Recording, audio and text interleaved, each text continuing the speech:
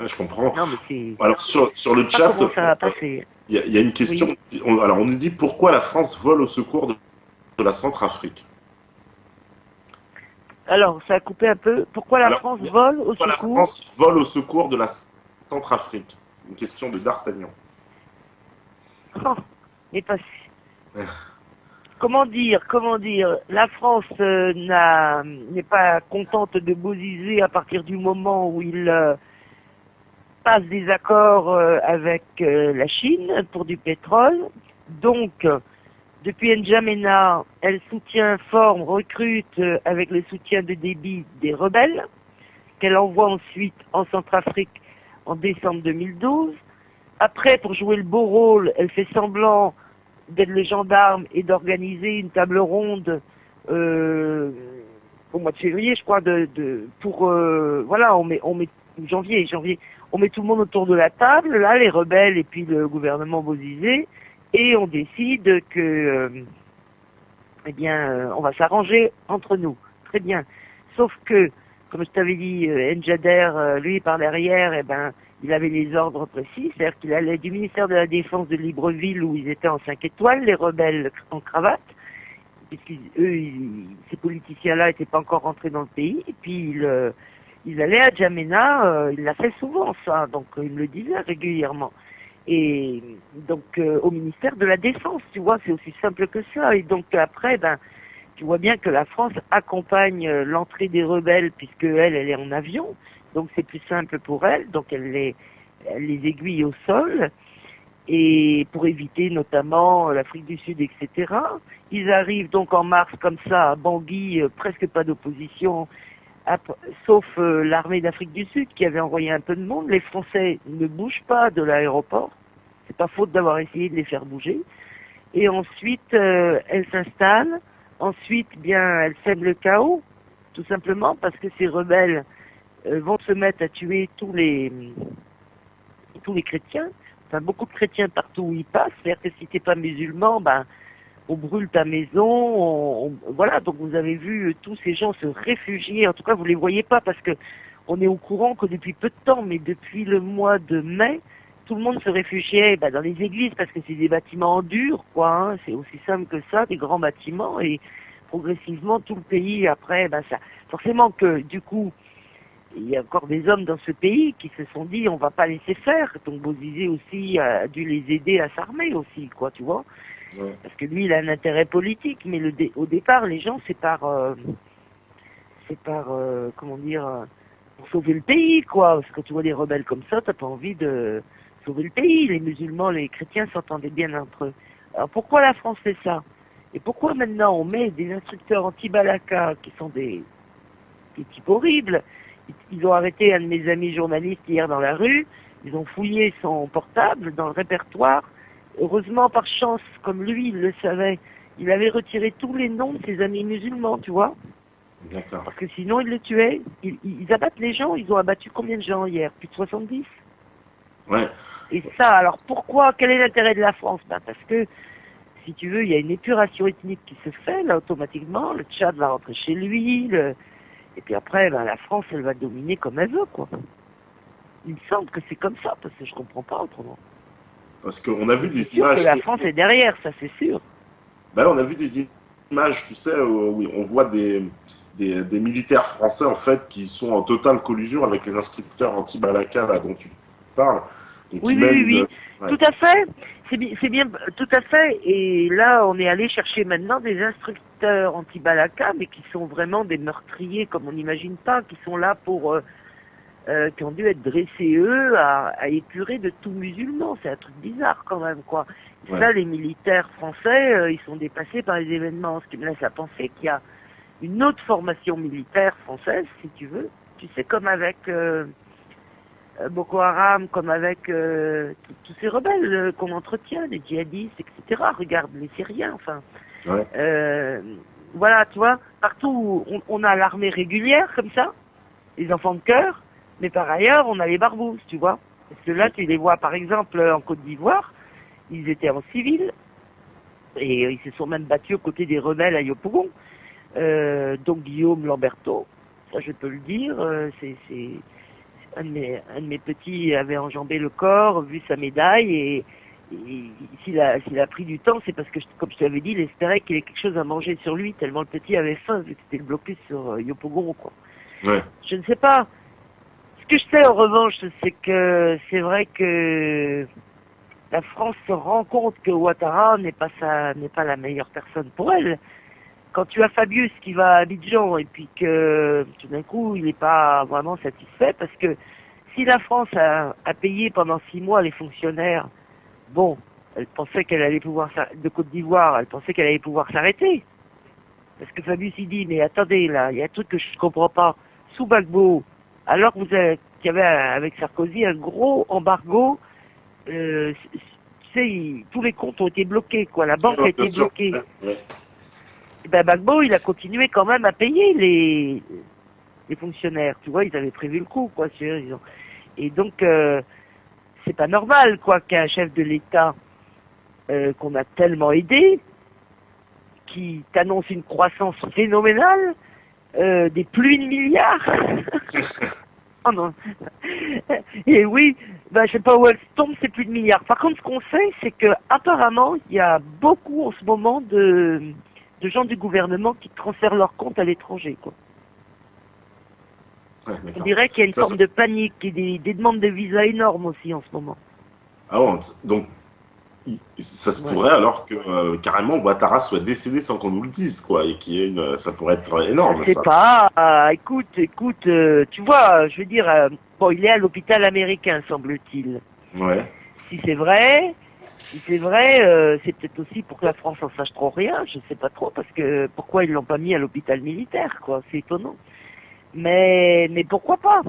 Mais c'est pas normal de ne pas dire, voilà, ton bulletin d'hospitalisation, ton bulletin de situation et ton état de santé quand tu es chef de l'État doit être absolument connu. C'est normal. Tu peux pas laisser ton peuple comme ça partir te balader. Et enfin, imagine Hollande qui partent comme ça, qui disparaissent de la circulation pendant 3 semaines. J'ai pas dit pendant une nuit, pendant 3 semaines. Attends, et puis d'un coup, on te met au courant qu'il a une sciatique. Et qu'il il se fait opérer de sa sciatique. Attends, tu rigoles? Mais on va aller le chercher, oui. On va aller vérifier 3 semaines pour une sciatique. C'est vrai que c'est long, hein, la rééducation. Mais, attends, t'es chef de l'État, tu peux te faire opérer après ton mandat, quoi. Ouais. Non, il y a quelque chose qui cloche. On a pensé à l'arrêt du cœur, on a pensé à ça. Ouais, c'est écoute ça, on va savoir dans les prochains jours, j'espère, hein, ce qui se passe, parce que ça va avoir beaucoup. Il faut tout faire, il faut pousser, quoi. Ouais. C'est pour ça que même si jamais tu peux enregistrer encore ce qu'on dit ce soir pour le mettre sur Facebook et on fait circuler, parce que comme ça on fera circuler, alors Ouattara où tu es, alors Ouattara où tu es. Et en Côte d'Ivoire ça marche un peu, toi qui connais la méthode, tu vois. Non mais c'est vrai, parce que... Puis il y a aussi Afin Guessant qui a demandé à rencontrer le gouvernement, enfin ce qu'il en reste, quoi. Parce que là, il y a pas de gouvernement du tout, quoi. Il y a personne qui est nommé, hein. Et nous, en France, quand on a un président qui est malade, on a un vice-président qui prend les rênes, quoi, tu vois. Là, rien du tout. Donc, Afin Guessant, voilà, le Front populaire ivoirien va demander demain. Ils ont averti les militants au meeting d'aujourd'hui qui demandent demain absolument des nouvelles, parce que c'est très mauvais les rumeurs, tu vois, faudrait pas que ça dure parce que les rebelles ont peur. Donc on voit aussi qu'ils quittent un peu, pas entièrement, mais on voit que ça s'allège côté Abidjan et qu'ils rentrent vers le nord. Et en tout cas, tout le long de la côte, en direction du Ghana, il y en avait presque plus là. C'est étrange, tu vois, alors d'habitude il y en a plein. Donc, attends, ils n'ont pas disparu du pays, hein, non, ils se sont repliés. Alors moi je te dis, ils se sentent... les rebelles, mais même quand on prend les Dozo, alors les fameuses sectes qui sont pas, eux, des combattants formés aux armes lourdes, mais les tueurs, là, ceux qui sont comme des Robins des Bois, là, qui sont cannibales maintenant et tout, eh bien, qui ont été embauchés, quoi, des janvier pour faciliter l'entrée dans Abidjan. Convoyés par l'ONU, hein, tu vois, ils sont venus en train de Bouaké, et à 70 km d'Abidjan, ils ont sauté du train, et donc l'ONU, les gens les ont vus, l'ONU convoyés jusqu'à Abobo, tu vois. Évidemment, Sinon, tu laisses passer les camions de l'ONU, mais tu laisses pas passer des dozos, quoi. C'était pas faux, quoi. T'as quand même pas envie de te faire arracher le cœur, quoi. Et quand je dis arracher le cœur, réellement, réellement. D'ailleurs, on a vu à l'époque des images. Donc là, ils sont quand même très nombreux, les dozos aussi, quoi. Ils sont fidèles, là, on sait plus à qui. À Ouattara, à Ahmed, espérons que ces deux-là, au moins, sont ensemble, tu vois. Ah, c'est vraiment... c'est grave parce que tu as les rebelles, tu as les dozos, mais tu as deux factions rebelles, avec des Libériens qui sont restés quand même fidèles à... Si tu veux, les Libériens, j'ai appris depuis aussi, par des sources plus que sûres, hein, par des gens qui ont hébergé des Libériens, qui étaient du côté de Gbagbo. Je croyais que c'était pas vrai, cette histoire. Bah si, il y avait bien des Libériens, donc des miliciens libériens du côté de Gbagbo à Yopougon dans la bataille. Mais pourquoi? Parce que eux, ils ont été recrutés par IB et par Soro au Libéria pour faire Bouaké, tu sais, en 2002. Ouais. Et donc, ils sont restés en Côte d'Ivoire, accompagner la rébellion, mais ils devaient avoir une mine d'or. Voilà comment on les attire, les rebelles. Ils vont avoir une mine d'or. Donc, je pense pour la Centrafrique qu'on les a attirés de la même manière, avec des promesses de ce genre-là, tu vois. Et en fait, comme ils n'ont pas vu la mine d'or, bah, ils ont dit, Gbagbo est pas si mal, il a l'air pas mal, lui au moins il ment pas. Et ils se sont mis du côté de Gbagbo au moment à Yopougon. Il a rien demandé, Gbagbo, il a rien promis, quoi, je veux dire, tu vois. Mais par désespoir, quoi, puis c'est pas détendre, hein, les Libériens. Oh, Moi, mais il y en a plein, quoi, du côté de Ouattara, si tu veux. Ouattara, Soro et Ahmed, ils ont chacun leur filon, quoi. Oh là là, je te dis pas, c'est pour ça que c'est grave, quoi, parce que, si tu veux, le peuple, j'aimerais pas qu'on sache que la France a pris position partout là-bas, et qu'en même temps, et plus l'ONU, et qu'en même temps, elle se servirait actuellement de cette rumeur, pourquoi pas, pour faire monter, tu vois, parce que les gens, ils en ont tellement marre de Ouattara. Bon, les plus zen, ils ont déjà les bouteilles de champagne au frais, hein, faut pas le cacher quand même, hein. Et les plus hard, quand tu as perdu beaucoup de parents et tout, ça peut donner mauvais, quoi. Heureusement que le Front populaire est là, quoi, avec les meetings et tout, et que vraiment c'est l'appel au calme, on va trouver des solutions. Et je suppose qu'il y a pas des accords passés avec la France, mais des discussions, quoi, avec la France et les États-Unis, qui repoignent leur nez, quoi. Oui, ah bah, et moi, tout ce que j'espère, c'est que, voilà, que la Russie va s'en mêler aussi, quoi.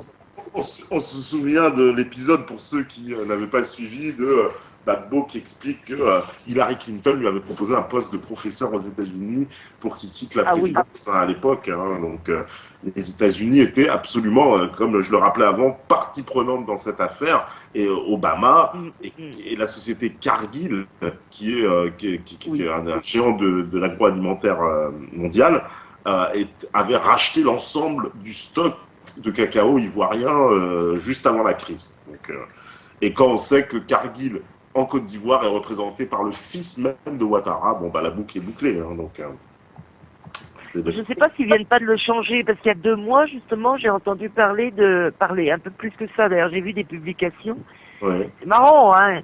C'est marrant parce que quand j'ai vu Loïc Follereau partir, j'ai dit tiens, je sais pas pourquoi, Ouattara est sur le départ.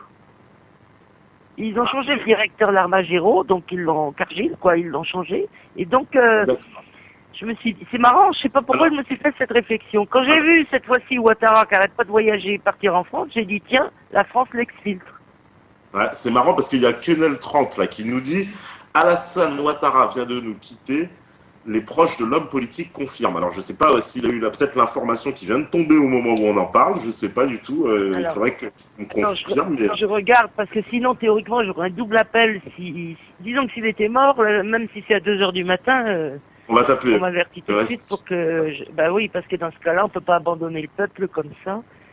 Parce que maintenant, on est engagé jusqu'au bout, quoi. On est obligé, hein, on n'a pas le choix, quoi.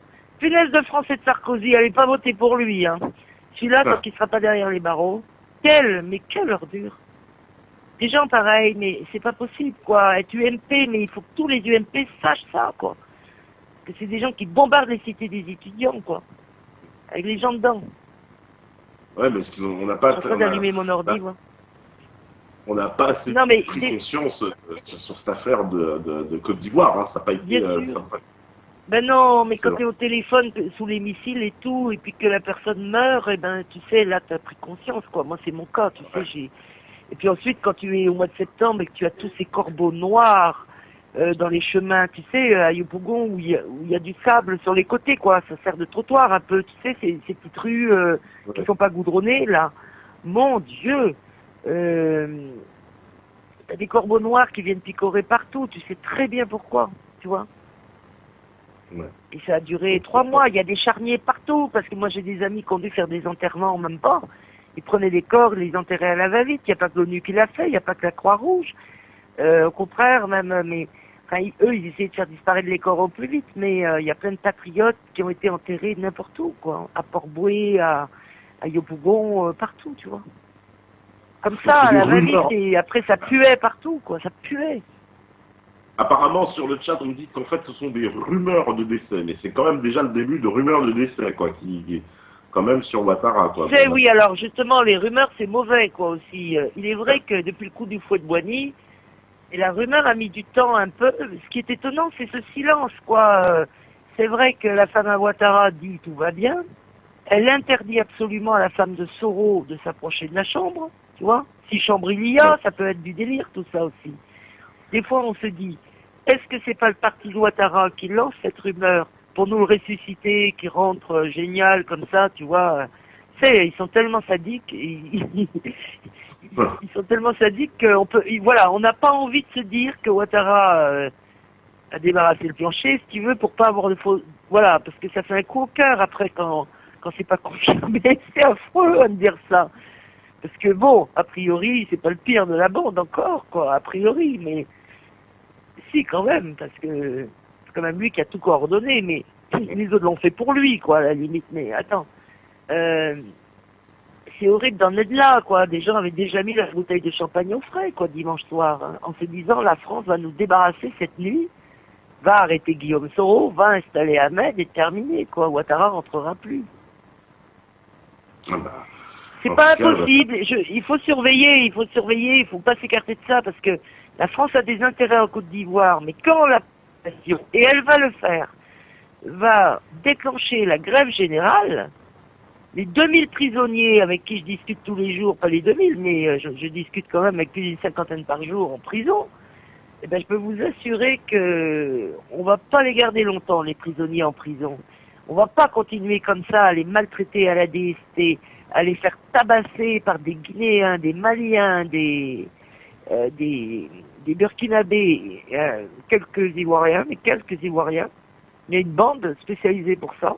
T'enfermes dans une pièce avec eux et tu te fais tabasser. C'est quelque chose d'épouvantable, quoi. Ça va jusqu'au trauma crânien, comme je te l'avais dit. Et ça peut pas durer. Et donc la France, si tu veux, plus ça va, plus elle perd la bataille, parce que les gens deviennent lucides. Il y a des tas de gens qui pensaient que Ouattara n'était pas lié à la rébellion. Honnêtement, honnêtement. Ils pensaient que c'était pas possible. Or, avec les preuves qu'on apporte maintenant et 3 ans d'enquête, ils se rendent compte. Puis maintenant, les paroles de Gbagbo leur reviennent en mémoire. Un jour, il faudra choisir son camp. Un jour, la France n'a que des intérêts, ceci, cela, etc.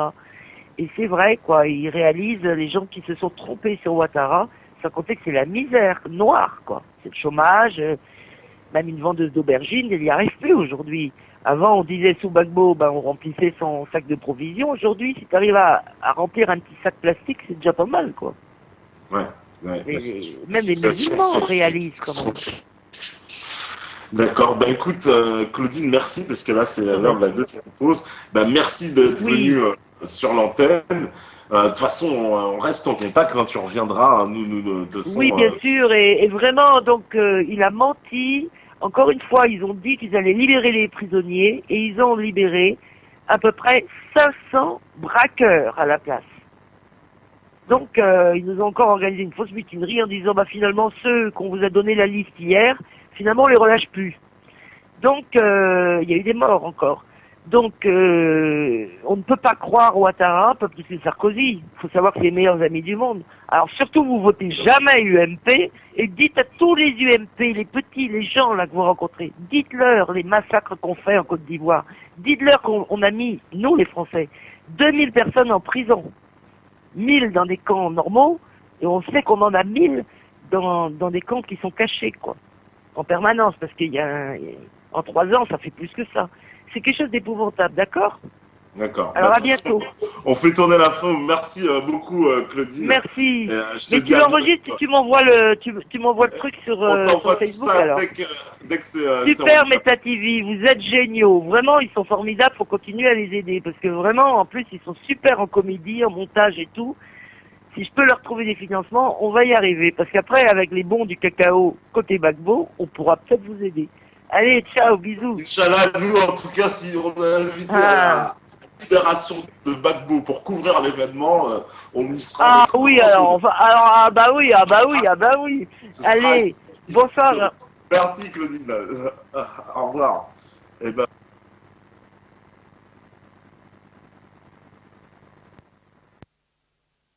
C'était Claudine Cogent, donc en direct sur Meta TV. On la remercie. Voilà, témoignage, nouvelle de l'Afrique. Vous avez vu, ça bouge Ouattara.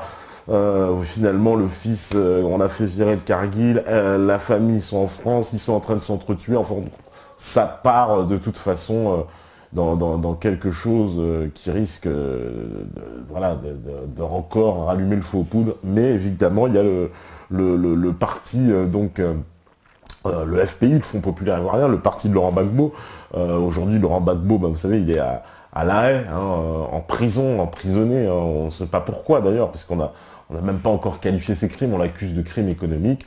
Et il y a le chef du parti, donc Patrice Affi-N'Guessan, qui lui sillonne la Côte d'Ivoire pour porter ce message dont nous a parlé Claudine, un message, j'ai envie de dire, de paix, d'espérance et de maintien d'une unité territoriale qui est fortement mise en péril avec ces événements. Et vous savez, depuis la prise du pouvoir de Ouattara, de Guillaume Soro, etc.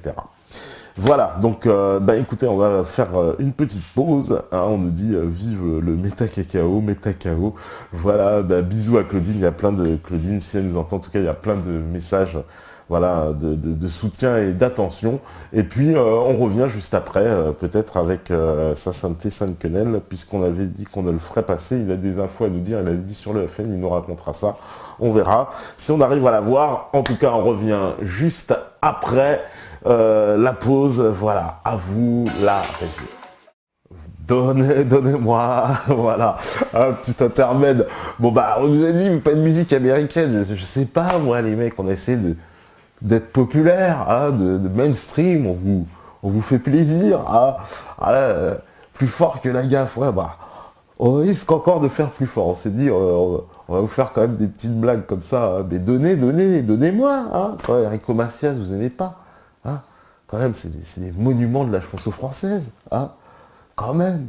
Alors là, on a, je crois, il y a Sa Sainteté, il n'est pas encore là. Bon, on l'attend, Sa Sainteté.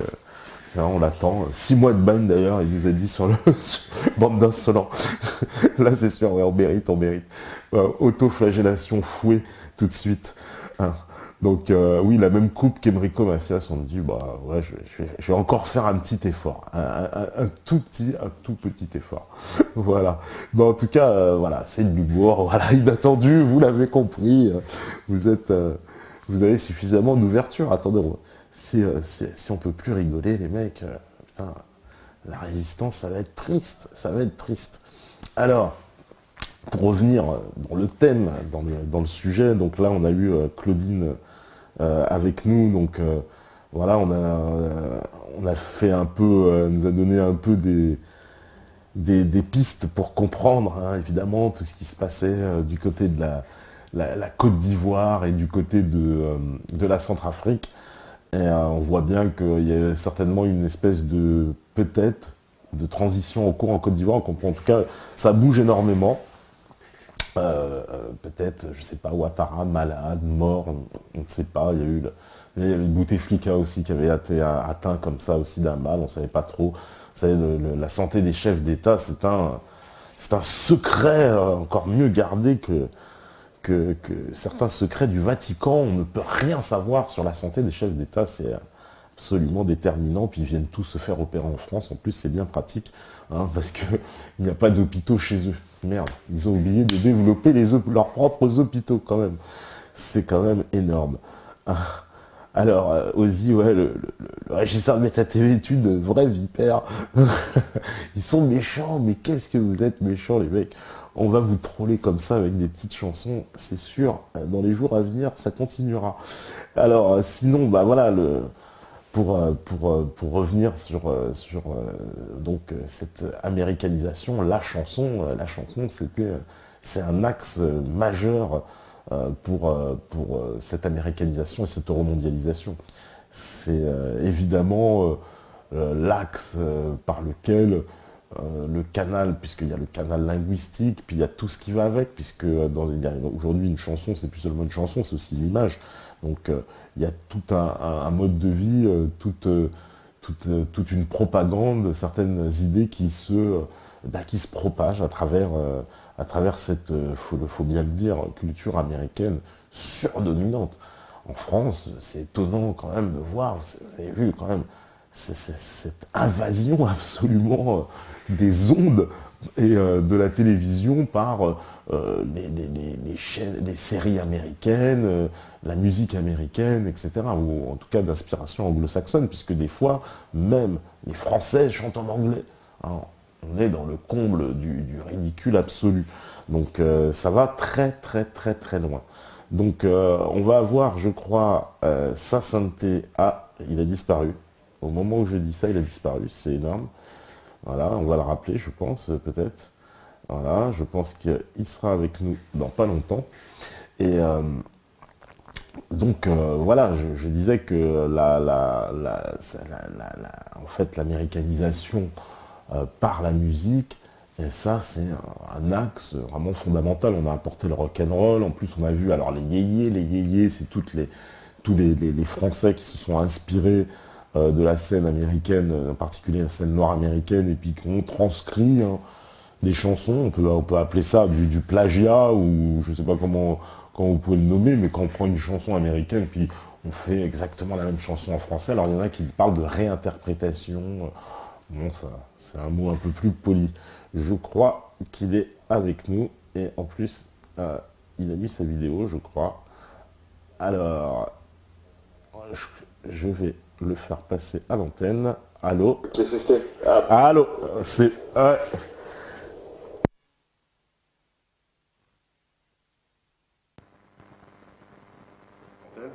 ok, merci. Alors, ton nom, c'est Sa Sainteté Sainte-Quenelle. C'est comme ça. Oui, c'est ça, Santé Sainte-Quenelle. C'est un peu c'est le pape de la quenelle, comme on pourrait dire, alors. Le pape, je sais pas. Écoute, ça fait 6 ans que j'ai les mains dans la farine et dans l'eau pour faire des quenelles. Ça a commencé, en fait, je m'appelais Sainte-Quenelle au début, parce que j'avais décidé de mettre au point un espèce de... comme avait fait Dieudo, le bal des quenelles. Ouais. Je voulais faire en fait un truc du même style, donc c'était la Sainte Quenelle qui se trouvait le jour de la Saint-Jean. Saint-Jean, petit Jean, patron des quenelles.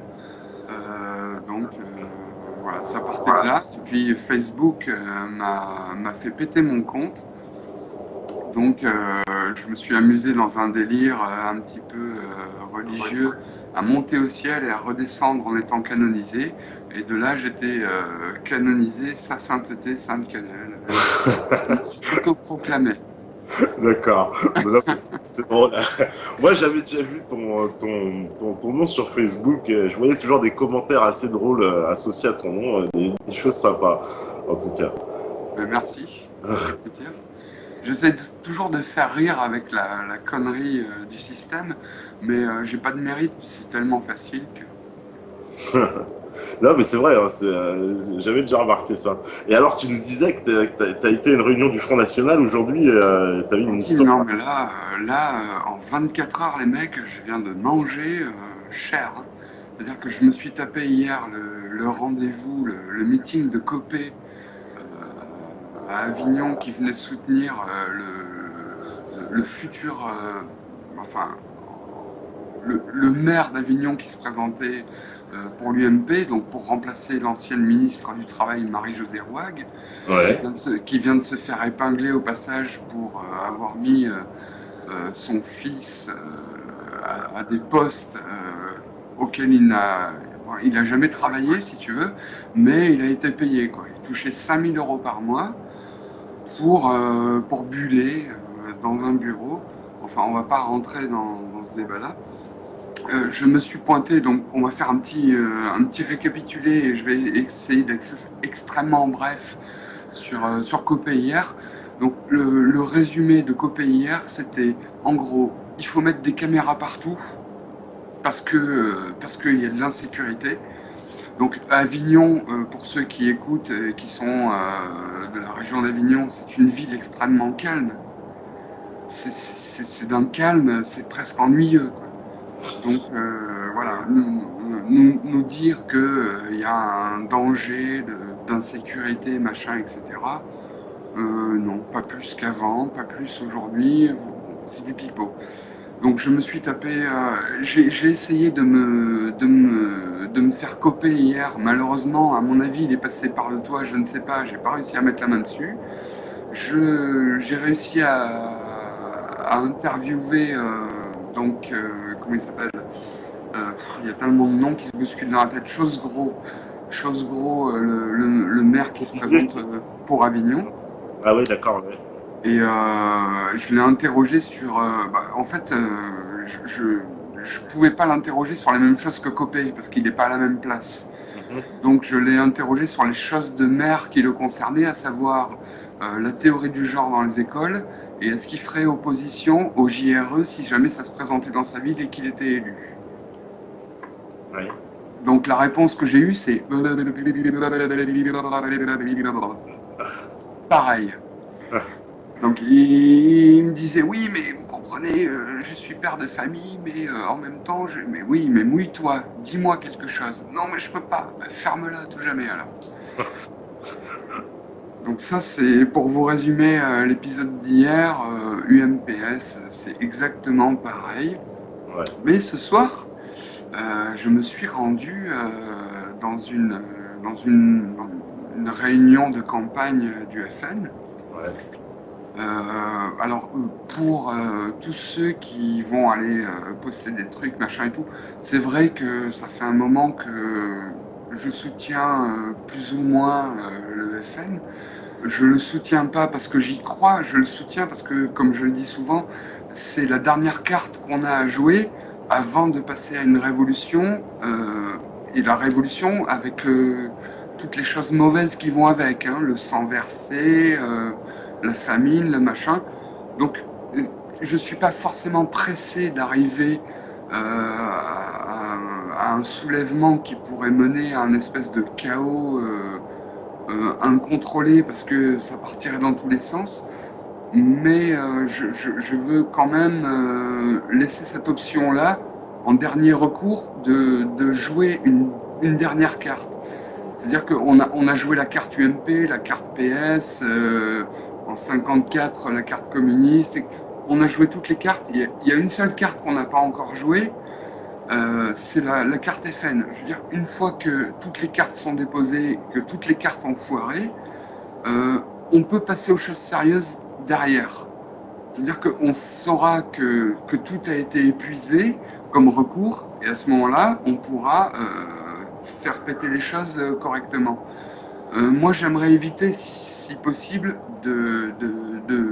d'en venir à une espèce de... il n'y a qu'à voir l'Ukraine, comment ça se passe en moment. Je vous laisse deviner où ça va mener. Hein. Je ne sais pas s'il y a quelqu'un qui est encore assez débile aujourd'hui pour croire en un avenir démocratique de l'Ukraine issu de ce qui est en train de se passer en ce moment, mais il faut être vraiment à côté de la plaque. Donc, ce qui se passe en Ukraine aujourd'hui nous pend au nez à nous, parce qu'il va y avoir un moment en France, en Allemagne aussi, je ne vous parle pas de l'Espagne, du Portugal, de la Grèce, où c'est déjà en cours depuis un moment. Il y a des gens qui se font tuer dans la rue. Hein. On a tous vu ne serait-ce que pour citer le meurtre ignoble d'Aube Dorée, les gens d'Aube Dorée qui étaient 3 au coin d'une rue, qui se sont fait buter d'une balle dans la tête à bout portant par des motards qui sont arrivés en traître. Les mecs ils sont descendus de la moto, les autres n'ont rien compris, le mec s'est accroché, il a sorti un flingue, les autres n'ont toujours pas compris ce qui se passait. 3 balles dans la tête, merci, au revoir. Je souligne au passage que tous les meurtres qui ont été faits, vous pouvez aller vérifier sur internet, vous tapez meurtre moto et vous rajoutez, pour la petite astuce, Mossad. Hein, vous allez voir que la spécialité du Mossad, c'est d'arriver en moto, de vous buter et de repartir. La moto, ça remonte les sens interdits, ça prend les chaussées, les trottoirs, c'est formidable. La moto, on disparaît, c'est méga. Mais je suis venu surtout ce soir pour vous parler justement du FN, où j'ai suivi une espèce de réunion de campagne, et où, vu que je les fréquente depuis un moment, j'avais facilité à m'exprimer et à aller vers des gens qui ont des positions, à commencer par le futur éventuellement maire d'Avignon FN, qui s'appelle Philippe Lotio,